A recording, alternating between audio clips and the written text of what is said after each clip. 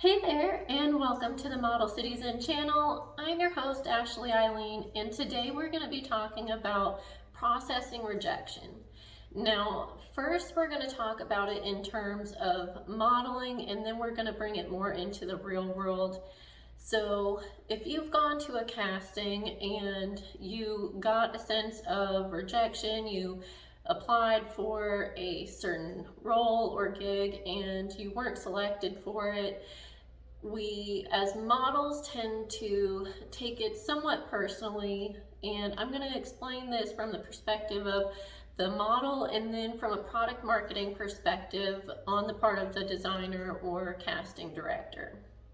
So for the model, we put our best self out there. We have practiced our walk. We have put our best look together. We have maybe gotten ourselves in shape for it. And once we put our best foot forward, then getting a sense of rejection can sometimes feel like I'm not good enough, right? Or I'm not pretty, or they don't like me, that kind of thing. And it's really important to understand what's actually going on and to just process it differently in general. So from a product marketing perspective on the part of the designer or casting director, so now I want you to imagine that you have a brand, whatever it is, whether, as a casting director, it's a show, whether it's a brand, it's a swimsuit, it's a clothing line, whatever it is, you have created your own brand, like Model CityZen. So you have created your own brand, and when it comes to your show, when it comes to your product line, you have a certain image in your head of how you want it to go. And if you have certain causes or certain styles, a certain message that you want to portray, first imagine it in a brick and mortar location. So as a designer, if you were presenting your brand, because that's what a fashion show is.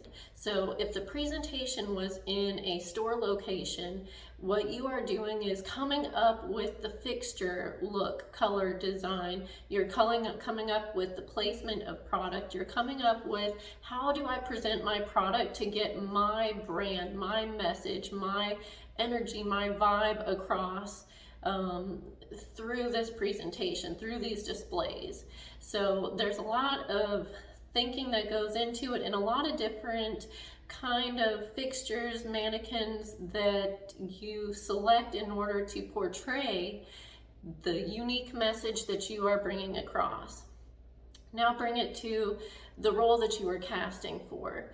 So now the designer is presenting their product line in the form of a fashion show, and you as a model have become the fixture. You have become the message, the way to convey this brand, because this bathing suit on this person with this look, this walk, this appearance can bring this message across, and with this other different type can bring it in a whole different direction.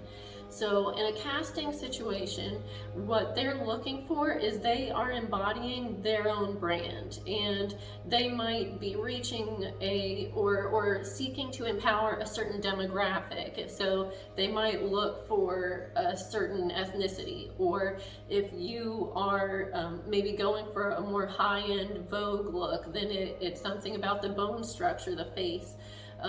It could be more of an exotic look if you are trying to express your brand as being unique or stand out as, not common. Whatever your message is, you look for those different components within a model. So just because you casted for this event and weren't selected, please, please, please don't take it at all as you not being good enough or you're not pretty, anything like that, because it's just about a vision that the designer or casting director has in place for their event, their brand, whatever it is. So as models, what we're doing is we are just polishing up our best self. and we present ourselves to casting directors, designers, whatever it is, in order to just essentially say, is this the hanger that belongs in your boutique? Keeping your chin up, your confidence, and when you cast and you aren't selected, truly the best way to process it internally is, as I presented my best hanger that I could to this boutique, and if it doesn't belong in this boutique, that's fine. It's a game of numbers, so it's just a matter of you knocking on a certain number of doors. I always imagine an apartment building hallway where you have just door after door after door, and you just walk down the hallway knocking on each door, or agency or casting director or designer, whatever you imagine it is, whatever your situation is. And you're just saying, hey, is this the look that you have in mind for your vision? No? Okay.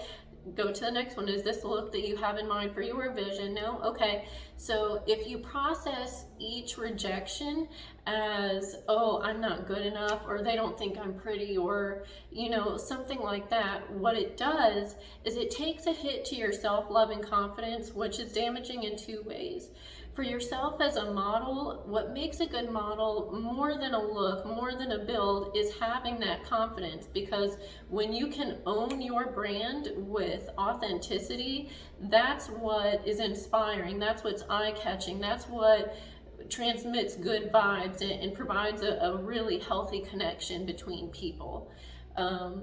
So maintaining that high level of confidence is very important as a model, and even more than modeling, as a person, as a human being, maintaining your self-love and confidence, whatever you get within your modeling career, is not as important as the self-love and confidence that you have coming out of it, right? So it's very important for you to process it instead of focusing on the past rejections that you have, seeing it as more opportunities in the future. Instead focusing on, there's always next year, right? Everything is a learning opportunity, so whatever experience you have, you can take positive lessons from it and be able to change that around so that you carry yourself in a more experienced way, in a more positive way, in a more confident, courageous way, and that's what helps you to continue on to a successful modeling career.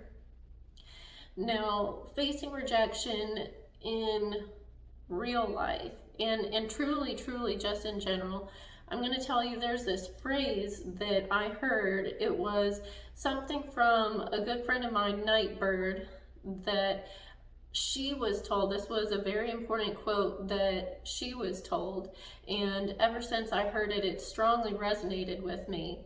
And the phrase is to graciously allow people to misunderstand you. So we're going to go with an example that you feel is extremely targeted, and because, you know, there's a whole range of rejection scenarios, there's a whole range of reasons, whether it's obvious or not obvious, and we just kind of interpret it a certain way. So we're going to go with the extreme of that it is obvious and it is personal, right? So even if they are delivering it in a very rude way that is so wrong, first and foremost, I can't stand when people do that, but that being said, it's very important. It's on how we translate it, right? And of course, we can take it negatively, and we probably will, but the way we process it internally is how we balance our own personal inner peace. And that is what is most important for each of us as individuals. So in this example that we are provided a real rude and direct personal rejection, when you focus on and embody the ability to graciously allow people to misunderstand you, what that means is, instead of getting yourself riled up, instead of getting yourself really upset and frustrated about it, have grace, give them grace. Oh, it's okay, don't worry about it, you know, is the general energy. You know, I am who I am, I know who I am, I know what my intentions are, I know what my value is, you know, and everything. And I understand that we are all wired so very differently, and you have a different perspective, you have different values, different goals, different intentions, whatever it is. And being that we are different in this brief exchange, in this exchange, whatever it is, you don't need to fully understand me.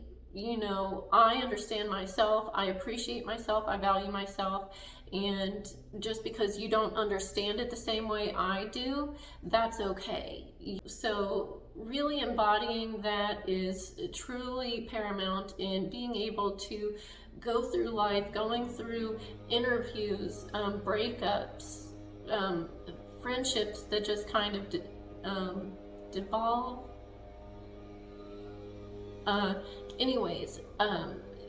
Dissolve. We'll go with dissolve. So truly being able to embody this is really going to be able to carry you through in a way that fortifies your self-love and confidence, and maintains a balance of inner peace without seeking or relying on external validation. And that being said, that's going to be a soon upcoming topic that we discuss. So if you tend to be somebody that you're aware that you, in whatever reason, whether it's in modeling, that's your way of seeking external validation that you are pretty, or if you just in general tend to help others just to be able to be told that you are worthy, you know, whatever it is that you do, and that's going to be an upcoming topic. Please stay tuned, hit the subscribe button so you don't miss whenever the video comes out. Hit the little dingy bell so you can be notified whenever it happens. And if you like this video, please be sure to give it a thumbs up. Please provide comments below what your experience with this topic is, how you have previously experienced rejection, if there are other methods that you have tried that work for you. Please put it in the comments below so other Model CityZens can read and we can network and really get to know other people and other methods of being able to fortify our self-love and confidence as we sail through this thing called life. So anyways, thank you so much for taking the time to tune into this video. I look forward to seeing you in the next one. And until then, be good to yourself. We'll talk soon. Bye.